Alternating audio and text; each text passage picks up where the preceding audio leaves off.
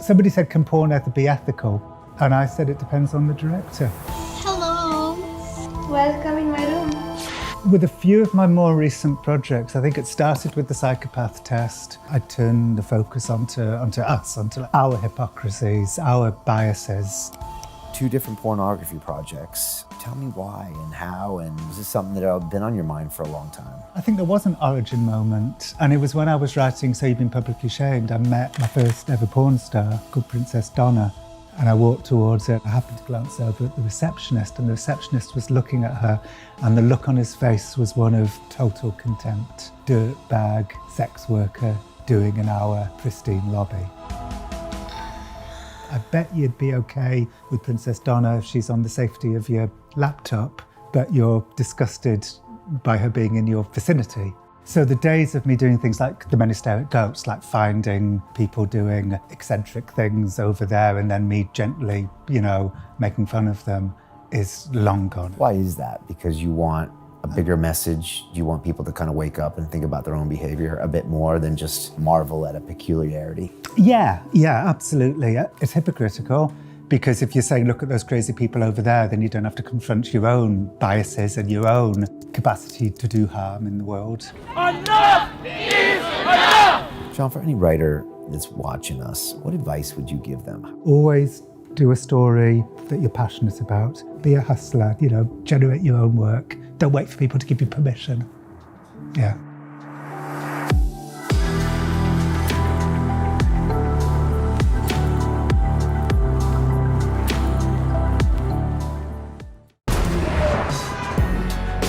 New York City is a great city. Every block, every neighborhood is different. Such a powerful environment. It's a town, I think, where there's so much opportunity. There's also a lot of pressure. It says you either make it or we're gonna go on to the next person. New York has a mystique that tends to draw the most talented people in the United States and indeed the world to it.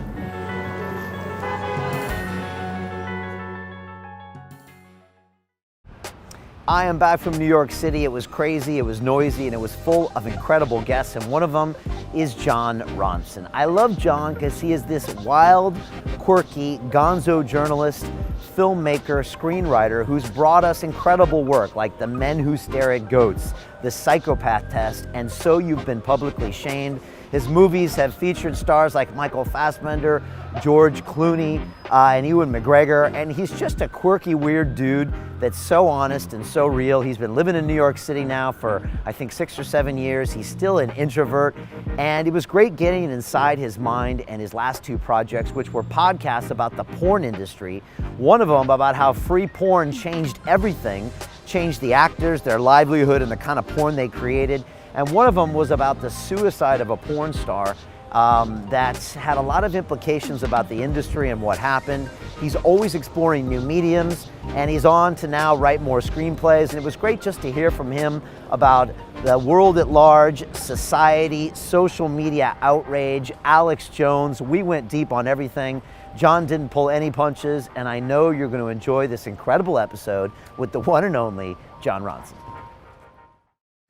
This is London Real. I am Brian Rose. My guest today is Jon Ronson, the award-winning author, screenwriter, and documentary filmmaker. Your work includes The Men Who Stare at Goats, The Psychopath Test, and So You've Been Publicly Shamed, with several of these books becoming major Hollywood movies that featured actors like Ewan McGregor, George Clooney, and Michael Fassbender. As a gonzo journalist, you explore unique personalities and unusual situations. Most recently, you produced 2 podcasts, The Butterfly Effect and The Last Days of August, both focusing on the world of pornography. Jon, welcome to London Real in New York City. Nice to be back, but it's my second, you may not remember, but I did this show once before. I remember. We were lower tech at the time. I was dressed differently at It was the in time. Shoreditch. I remember there was a boxer, tattooed boxer in the room. Yeah, mixed martial artist, Pete Irving. He was a big fan of yours. Is he still working with you? Yeah, no, he was one of my martial arts trainers, and we still trained together. But he did a co-host a few times. Right. So, yeah, he was a good guy. yeah, and liked him. that was old school. We had the webcams, and I was wearing skateboard gear. And you were thinking about You were talking about moving to New York. Oh, and here I am. And here you are. Yeah, and I've been in New York 8 years, so it was probably around 8 years ago right that I around did it. that. Yeah. So good to see you. Yes, nice to be back. How has that transition been to this crazy ass city? Because I lived here in the 90s, and when I come back, when I come back, I'd get triggered. You know, I'd be like, oh my gosh. But, you know, this city it's very different than London. And, you know, it's a hard city in some ways. Yeah. Well, I love it. The first year I hated it because, you know, I felt homesick and I found myself isolating, like not going to parties, you know, just sort of falling apart a bit. And now I love it. So I'm glad we didn't. I remember at one point in the first year saying to my wife, you know, let's move back to London. And she was like, okay. And I'm so glad that we didn't because I love it now. And how did you grow to love it? And what do you love about it? Well, it's kind of boring in a way. I mean, I started doing a comedy show with my friend Maeve Higgins. We started curating a comedy show. And that was the kind of thing I used to do back in London a bit. And it just it just felt like, okay, I'm doing, you know, it's familiar. Right, you got into the community and... Yeah, I made friends. It was doing this show with Maeve that sort of made me love it. Were you in the show? Or? Yeah, okay. I would, you know, me and her would like co-present. Like a stage show? Yeah, but she's such a fucking purist. Like if I ever did the same joke twice, she would shame me on stage. And so she would make me like write new material like every month for the show. And after a while, I was like, this isn't fun. No, this is how it works. So I quit the show. And she now does a brilliant show with Aparna Nancherla and Joe Firestone, like two brilliant comedians. So the three of them do a show together now. Okay. And you moved on to other projects? Yeah, you know, writing. And being miserable in New York, the one really good thing in retrospect about feeling like adrift in New York and unmoored was that's what gave me the idea to write So You've Been Publicly Shamed. Because when I'd go on social media and see people being kind of destroyed, and this was in the very early days when basically everybody was into doing the destroying, like it was new and exciting for everyone to like ruin people. I empathized more with the people being destroyed, like other people failing in New York. I remember the AIDS tweet woman, Justine Sacco, who also lives around here. She lives like a block away from here. Really? Yeah. Were they too harsh on her? Oh, of course, yeah. She I don't think she did anything wrong at all. She did the tweet like, I'm going to Africa, hope I don't get AIDS. Going to Africa, hope I don't get AIDS. Just kidding, I'm white. Now, of course, you know, when that happened, and then she got on a plane and fell asleep, and while she was asleep, you know... So 12 hours, she couldn't delete it or respond. Yeah, and didn't realise that Twitter had just taken control of her life and just torn it to shreds. But, you know, when it first happened, I you know, thought what everybody else thought, which was, you know, oh, great, somebody's fucked. And I sort of like... But then after Let's watch the show? Yes, watch the show, yeah. And then after about like 5 seconds, I thought, hang on a minute, like I'm a fan of Randy Newman and South Park, like... I'm a fan of the kind of comedy where people make fun of their own privilege. You know, that's what Randy Newman's done for years in songs like My Life is Good. So it didn't take me very long to figure out that Justine Sacco was trying to make a sort of self-reflexive liberal joke about her own privilege. But she never got the chance to explain that to anyone because by the time the plane landed, you know, her life was over. Is that definitely what she was doing? Oh, yeah. Yeah. Yeah. And has it gotten worse since then? Or just is it different now?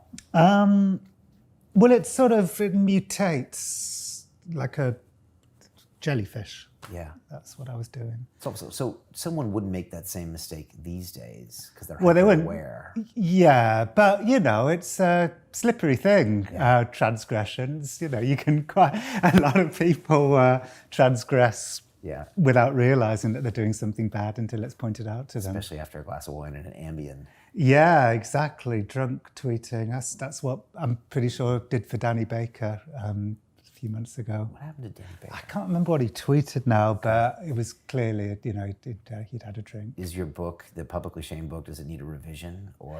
Well, I mean, I'm not going to revise it because... I was actually thinking about this as I was coming up here, because you have people like Jordan Peterson on your show and stuff, and sort of intellectual dark web type people. And after that book came out, I could have, if I'd wanted to, have like joined the intellectual dark web. You know, Barry Weiss could have been writing articles about me. You know, they were welcoming me with open arms because of that book. But I really didn't want to. And I think I didn't want to for like a couple of reasons. First, they're partisan and tribal. And the whole point about my book is that it's non-partisan and it's non-tribal. And I find that, you know, people on the right, for instance, who say they're anti-shaming, they suddenly stop being anti-shaming if they can destroy someone on the left. You know, so that was one reason. Mm-hmm. And the other reason was, as a journalist, I think it's really bad. It's really corrosive to find your area and stay in it. You know, you become like a cliche, you become like a meme. And you lose your curiosity. And for me, you know, curiosity, trying to explore worlds I don't know, are more you know, interesting to me than sticking in worlds that I do know. Okay. So it was for those two reasons I turned down the invitation. But they offered you a spot. Yeah, they said. Or did the New York Times offer to interview you in that article? Or did you actually get like a call to be on the team? No, but I mean, I know Barry Weiss a little, but when I read that article, I did think, I'm so pleased that like I didn't make career mistakes. You would have lost all your cred, Jon. Yeah, I'm so pleased that I'm not in that. Like, you know, because it's, you know, it's a bit like there was that guy. Did you ever see a documentary called Mr. Death? No. Oh, so interesting. It's about this guy. He worked on his father, I think, invented execution devices, and so he took over the execution business. And, you know, invented like a new type of electric chair and a new type of, you know, what do they call it? Lethal injection. Okay, all right. So he's kind of riding high. And then he gets involved with Nazis who want him to help them prove that there was no Zyklon B at Auschwitz. And he was like, okay. So he kind of joins the Nazis. And then, you know, for the rest of his career, all he can do is like go to Nazi conferences and, you know, where he gets standing ovations. So he's happy because he's getting standing ovations. But, you know, it's like, what a terrible, you know, series of poor life choices that you made. You were doing so well with your electric chairs and now, anyway, on a lesser scale, that could have been me with the intellectual dark web. Has your taste in the weird changed over the years, Jon? Because like I can see you can see your brain clicking when you kind of entertain all of these various degrees of absurdity. Has that changed in the last 8 years? Do you need a little more to get you hooked? Oh yeah.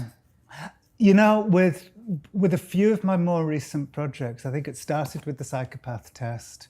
And then it carried on with So You've Been Publicly Shamed, and also with The Butterfly Effect and The Last Days of August. I think what all of those things have in common really is that I turn the focus onto us, onto like our hypocrisies, our biases. You know, that's really what So You've Been Publicly Shamed and The Last Days of August in particular are about. The Butterfly Effect as well.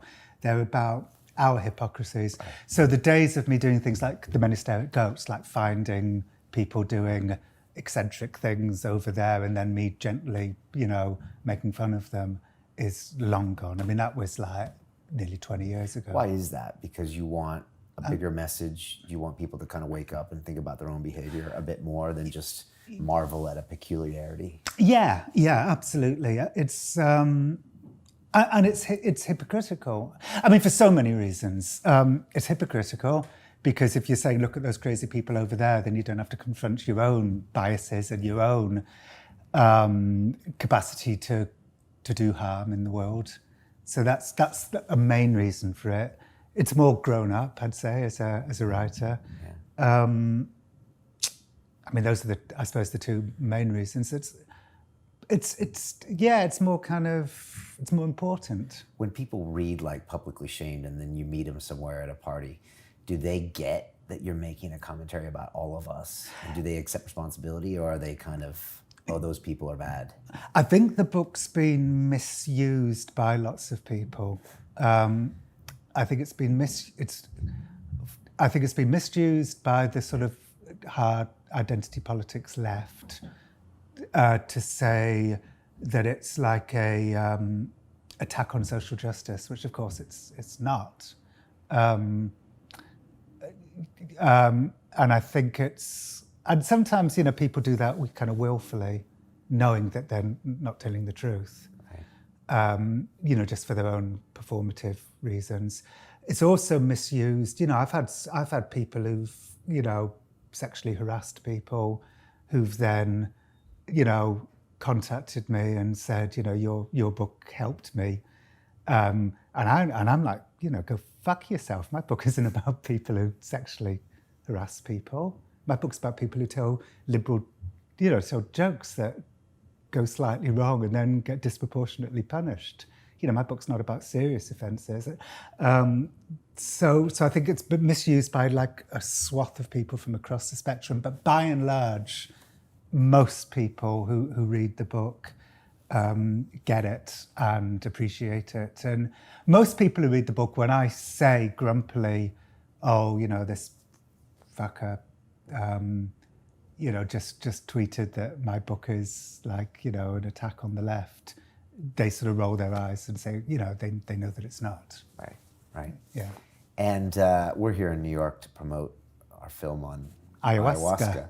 And my 3 ceremonies I had in Costa Rica about 1.5 years ago, and my subsequent roller coaster ride of integrating them back into the real world. So you took ayahuasca 3 times? 3 ceremonies, yeah. Yeah, over the course of about 5 days. Wow. Yeah, with the second ceremony being the single most profound experience of my entire life. Really? It's a real mind blower. Wow. I get edgy if I have like 3 cups of coffee. So 3 ayahuascas. You can come with me next time, John. Right. And so, but you thought about doing an ayahuasca project in the past, right? I was gonna do one with Robbie Williams. Robbie was gonna take ayahuasca. Why did he want to take it? Well, he was like in his sort of lost weekend. He'd just come off what I think was one of the biggest stadium tours of all time, and he was kind of exhausted and broken by this experience. I don't know what he's like with stadiums now, but at the time, he definitely found being on stage at a stadium was kind of triggering. Okay. So, and he had to do it like forever, like he was doing it for like a year. So he ended up sort of a bit of a kind of broken husk. Okay. And I got to know him around that time. And I'm smiling because I hope when John Lennon left Yoko and started dating someone else for a short period of time, what was her name? Do you remember? I don't know. Did he? Yeah, does anyone know? I don't know. Okay, well, I suddenly hope that like I'm not her in Robbie's life, like the sort of slightly the embarrassing, shameful person in his sort of broken. You guys did a whole project on aliens together. Yeah, we went alien hunting. Okay. How was that? Great.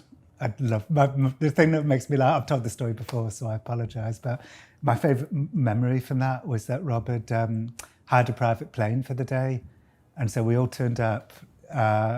And the plane was going to take us into the desert in Nevada to meet alien abductees. And we turned up at the plane and there was a woman standing there and she said, I'm Mr. Williams, Mr. Williams' friends, welcome to your plane. This is your plane for the day. She said, what I want to tell you is that Snoop Dogg uses this plane a lot. What I'm saying is you can do anything. And we all kind of, looked at each other. And finally, Rob's friend Brandon said, well, can we stand up as the plane lands? that was all he could think of for like anything. So yeah, I loved it. I loved spending time with him. He was very sweet to the abductees. He said joining Take That at the age of 16 was a little bit like being abducted by aliens. So he was like empathizing with the abductees. Were any of them credible to you, the abductees? No, I don't think people are abducted by aliens. Are there aliens? Oh, I'm sure. Okay. But I don't think there's any credible evidence that, these stories about people. Well, I haven't done a huge amount of research, but the people that day, I wasn't sure. One of them was the mother. My other big memory of that day was the mother of this kid who'd been abducted by aliens. And she said, that her son had suffered like terrible bullying as a result. of like being, you know, back at school as a result of being abducted by aliens. And Rob said, well, when did the bullying start? And she said, well, it's when I brought out my book about it called Raising an Interdimensional Star Child in an Evolving World. And that's when he started getting bullied by the other kids.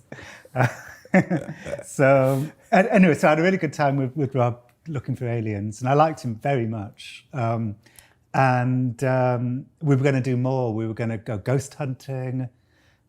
He wanted to spend a night in a haunted house. So I had this idea for a book, Robbie Williams and Jon Ronson, Journey to the Other Side, which I suppose would have ended up being a book about him, because you can't really be a book about ghosts or aliens, because we were unlikely to find any. So anyway, so he said, can we do a night in a haunted house? And I said, you know, sure. So I started phoning up all of these manor houses, haunted manor houses, and emailing them and saying, you know, I hear that your house is haunted. I've been contacted by the pop star Robbie Williams, who would like to spend a night. And I thought, well, no one's going to get back to me. And 100% of the people I emailed back within minutes to say, you know, our house is absolutely haunted, and anytime Robbie wants to come. I was thinking like they're like throwing their ghosts at Robbie like they're debutante daughters. Anyway, Robbie didn't want to do that. He changed his mind after I put all the work in. And I sort of grumpily thought, you know, no wonder Robbie Williams and ghosts get on so well. They both only manifest when it suits them. And then we were going to. I should say, you know, I'm making these sardonic jokes, but I love Robbie. Love him. Yeah, I loved spending time with him. He's a really kind, nice, lovely person. And then we talked about doing an ayahuasca thing, and he was going to like take ayahuasca, and I sourced a shaman for him. In Peru. When I say sourced a shaman, I think I went onto Google and Googled shaman, and found the best way, John. Yeah. But it is a way. Yeah. But then they said, like, the shaman said, is Robbie on any medication? And I was like, probably. And they said, well, look, if he's on any medication and he takes ayahuasca, he may never come back. So I phoned Rob and I said, look, I don't want to ruin the story, but it is possible that if you take ayahuasca, you might never come back. And anyway, the trip never happened. So he didn't want to do it anyways. I think he probably thought this was going a little bit. But you know, the other thing that happened around the time was he rejoined Take That. And I think he found himself at a path in the road. And one way lay me, haunted houses and ayahuasca. And the other way lay rejoining Take That. And he clearly made the right decision. Did he? Yeah, so our project, I mean, come on, of course. And maybe that was an ego-destroying experience as well. I got a bit of criticism at the time because the only thing that came out of that experience was our alien hunting trip. And a few people were like, one or two people, not many, were like, you know, Robbie Williams is clearly going through a rough patch. And here's Jon Ronson taking advantage. But I really felt and still feel that actually the opposite's true, that it was the stadium tour that, you know, put Robbie in a bad patch, and looking for aliens was curative for him. Yeah. So actually I was part of the cure and the stadium. And I really do believe that. I really believe that. And I think if you asked him, he'd say the same thing. So it was just a little, you know, way of him to not be Robbie Williams for a while, to do these fun adventures with me, and then to be Robbie Williams again. You guys going to do something in the future? I mean, probably not, but I'll tell you why. It's what I said before. If I was going to write a book about all of that stuff, it would inevitably have been a book about him, because... And you're not a biographer. Well, actually, a writer, Chris Heath, has written 2 brilliant books about Robbie, one called Feel, and then there was a sequel to it. I read Feel. That was all about his touring days when he was trying to stay sober, I think. Yeah. Yeah, it was good. I thought it was wonderful, like a really sort of just a forensic look at somebody who's extremely famous, where even walking across a hotel lobby needs to be planned. And I thought it was like so good. So I thought, well, that book's been written. There may not be aliens or ayahuasca or ghost hunting, but a great book about Robbie Williams as a famous person has already been written. So, yeah. No need to. There's no need to. So 2 questions for you. First of all, why porn? And second of all, why podcasting? Because your medium is traditionally in print. And though your stuff makes it into movies, you're not behind the camera. But podcasting is a fascinating medium to tell stories. And a lot of people are embracing it in different ways. And I'm curious, why? Well, it's like the Wild West of narrative nonfiction. You can do anything. You can create your own rules. I really love that about it. I'm a fan. Right from the beginning of my career, when I was like writing for Time Out and The Guardian, when I was like 18, 19, I always had a rule for myself, which was I only ever want to work for people that I'm a fan of. So, my dream at the age of 18 was to have my own column in Time Out, because I was like, Hunter S. Thompson did it, and, P.G. O'Rourke did it. And now I'm a big podcast fan, and I really admire, the kind of adventurous spirit when it comes to, different ways of doing narrative. And then Audible came along and said I could do whatever I wanted. And they had good resources. And again, I'm a fan of Audible, I subscribe. Yeah. So... And they're funding podcast projects is what they're doing. So they write checks that you couldn't get from obviously iTunes or anything. Yeah, I think the only people I can think of who would match Audible in terms of resources is probably This American Life. And my stuff is quite expensive because it's very... often I'll fly all the way to LA and end up with 4 minutes of usable material.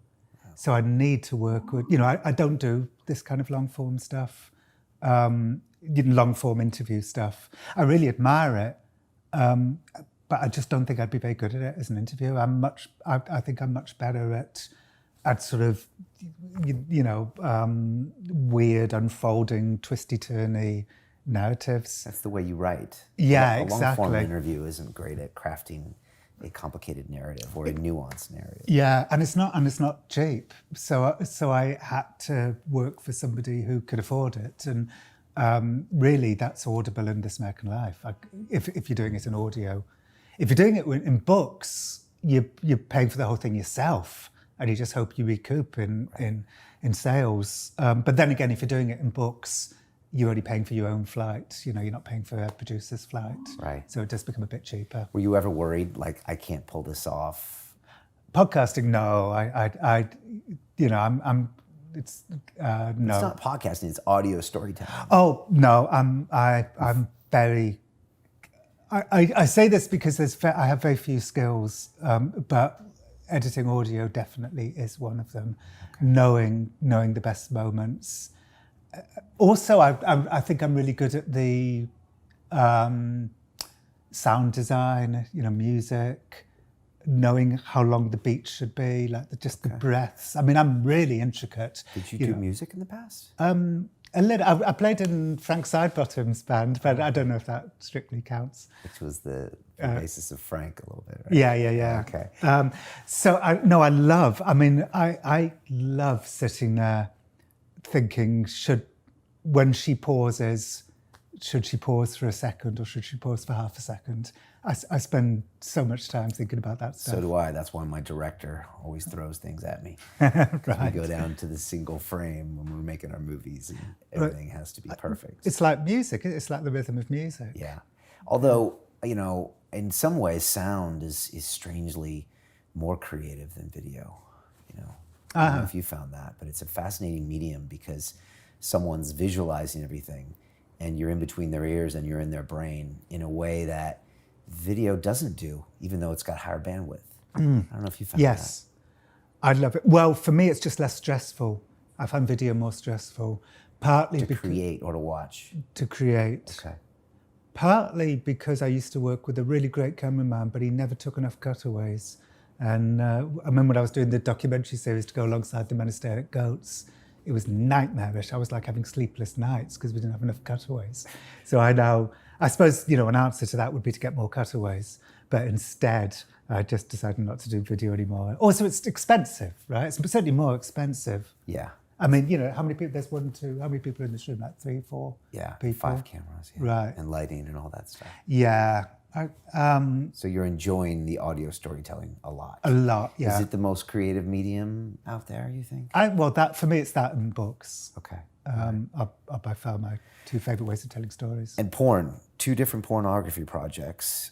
Tell me why and how, and was this something that had been on your mind for a long time? No, I think there was an origin moment. And it was when I was writing So You've Been Publicly Shamed, I met my first ever porn star, called Princess Donna. I met her at the Chateau Marmont. As you do. Yeah, I was Are you on name dropping on me, John? No. It's about to become relevant. Okay.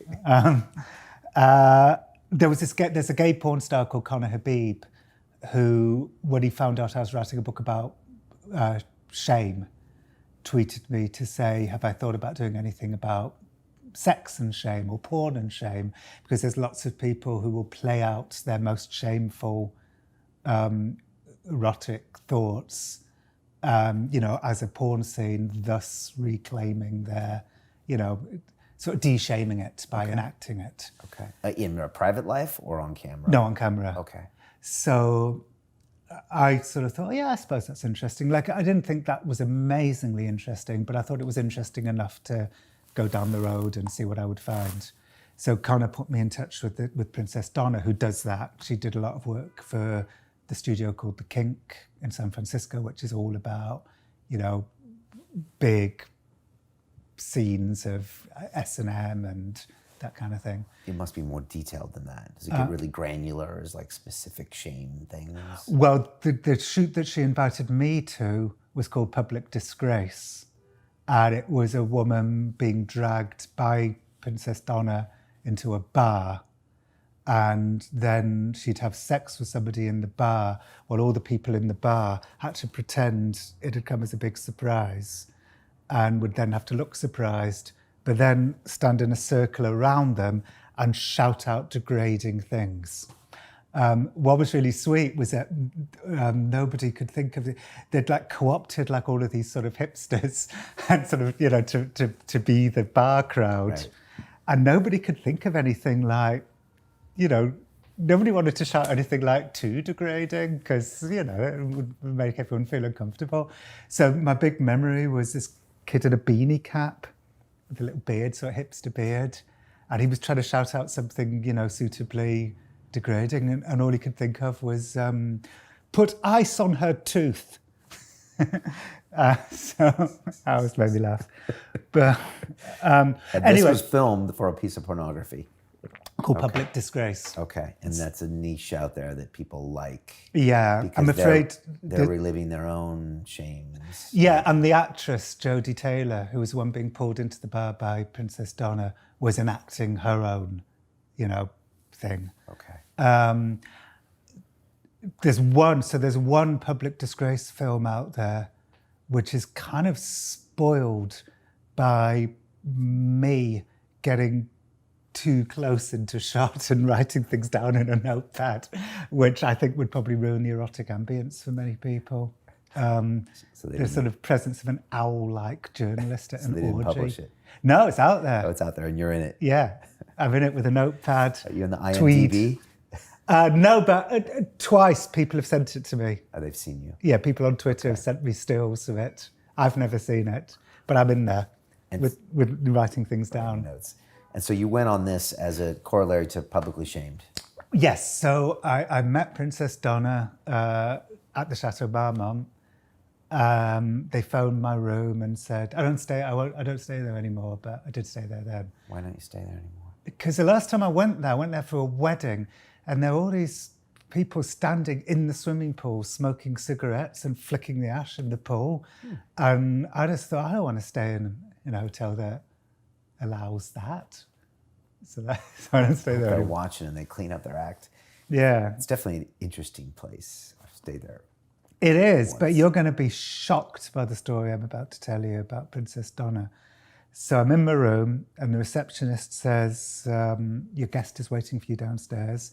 So I went downstairs, and as you can attest, as a Chateau Marmont patron, most people who stay at the Chateau Marmont dress exactly like this, right? And sort of, shapeless hoodies.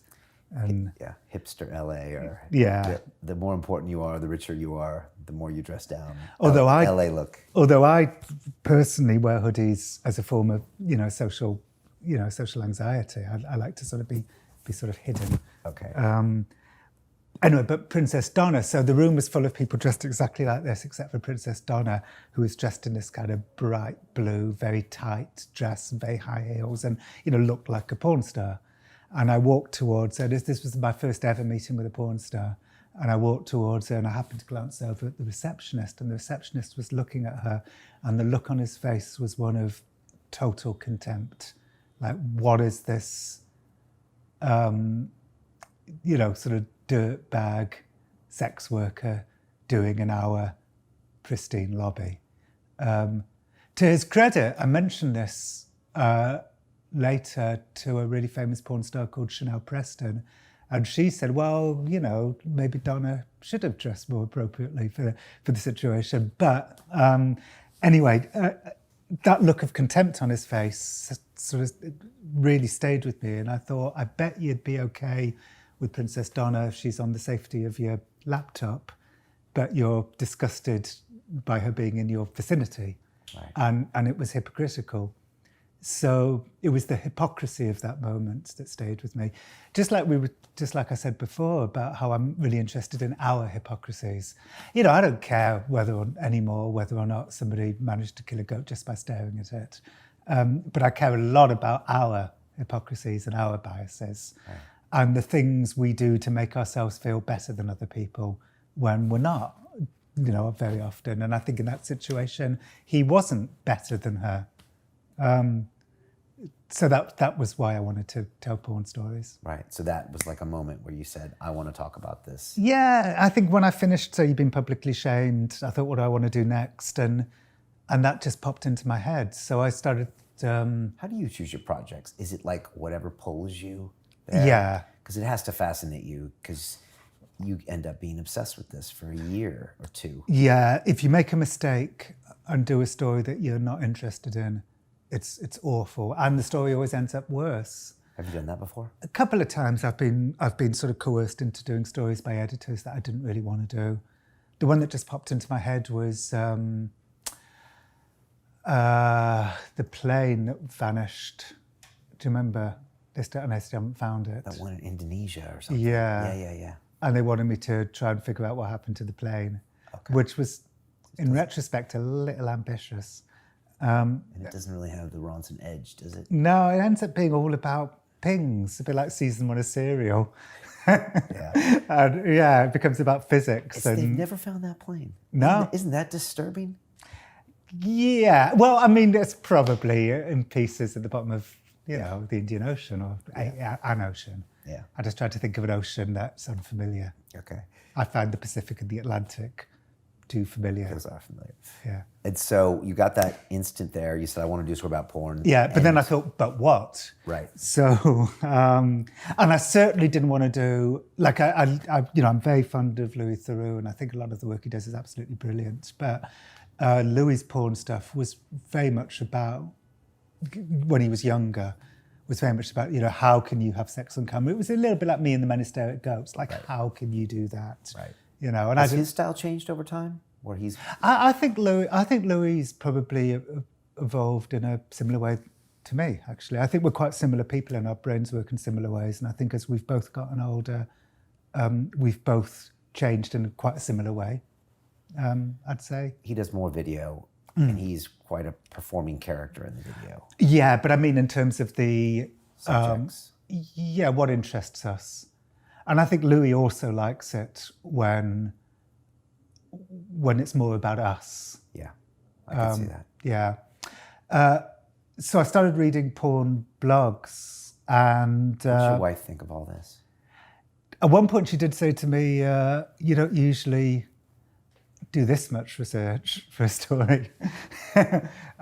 Because sex is something we don't talk about much, and in Britain, maybe less so, or maybe more so than America, because America has the Puritan angle. But Yes. it's definitely not, say, France, where it seems to have a different vibe to it. They're constantly having sex in Yeah, France. apparently, right? Apparently. I guess it's because, What? well, they're all The Eiffel farmers. Tower. They're farmers, so they've got lots of time on their hands. Okay.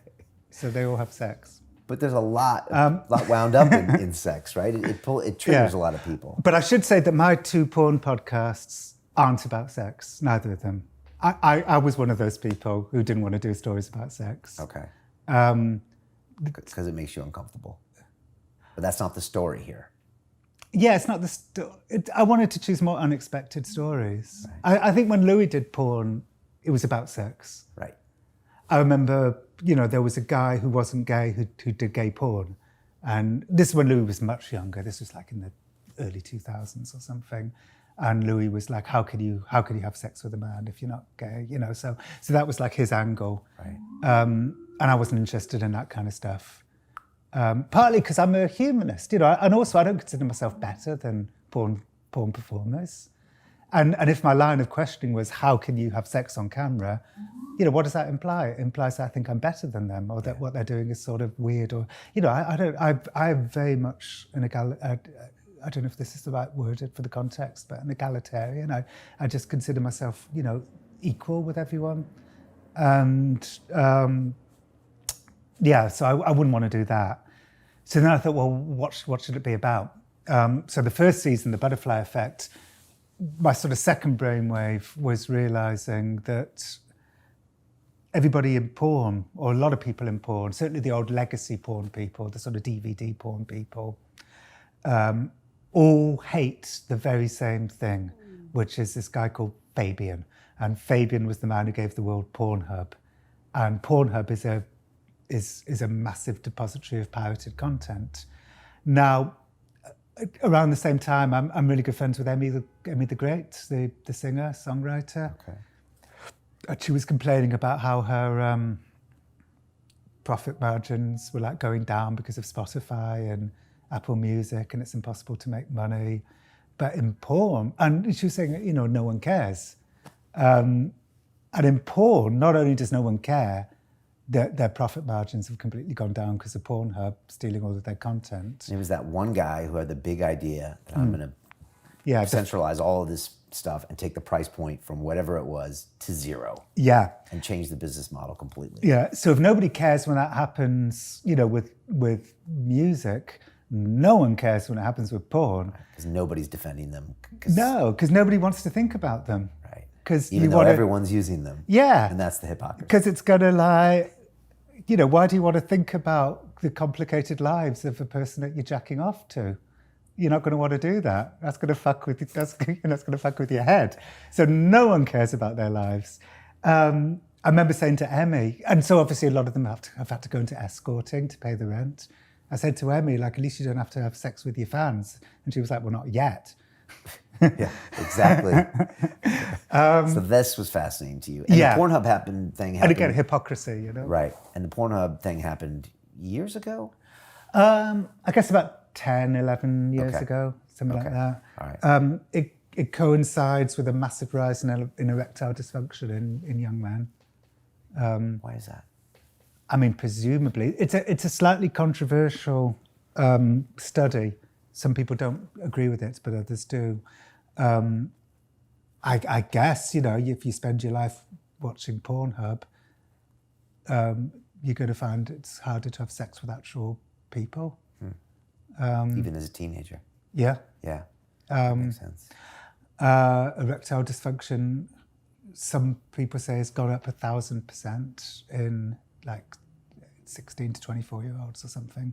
This is from memory. Okay. But escorting was one of the least surprising consequences of the tech takeover of porn.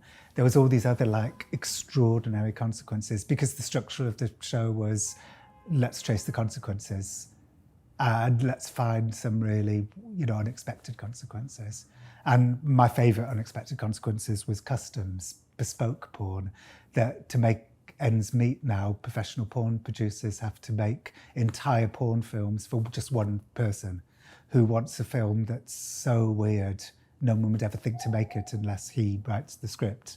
What do they get paid for these things? It depends very much on how many performers, how elaborate it is, but less than you'd think. A really simple custom, $800. Really? Yeah, and then it goes up to like several thousand, I suppose. Okay. So it's really not that much. But then I thought, well, what an amazing insight into people's inner lives. So I started hunting for like the most unexpected and also least overtly, obviously sexual bespoke porn films. So, What did you find? Oh God. Well, my favorite was Stamps Man, who would pay porn stars to destroy his valuable stamp collections. He'd send them to the porn stars, and the porn film would be them destroying his stamps. Wow. Yeah. And we found him. We found Stamps Man. You did? Yeah. You talked to him? Yeah. Anonymously? Yeah. How would they destroy his stamps? Like have sex on them? And No, they would crush them with their heels and then throw them in the fire while yelling, "Burn, burn." So was there any pornography there? Actually, Stamps Man, the porn women would do this naked, but there was other bespoke porn films that we found that weren't sexual at all. Okay. One was a woman had to sit cross-legged and say into the camera, "You are loved. Things might be bad now, but they won't always be. And suicide is not the answer." So that was another one that we found. It's kind of deep, John. Well, I'll tell you what was... there was very little nice about it, but the one thing you could say is it's a moment of connection on the internet. The internet is destroying all of these porn performers' lives. And there was a moment of real connection between the porn producer and the client who wanted that made. Yeah.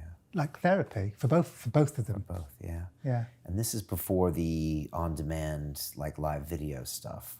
Yeah, I suppose it rose around the same time. The live, like the webcam stuff. Yeah.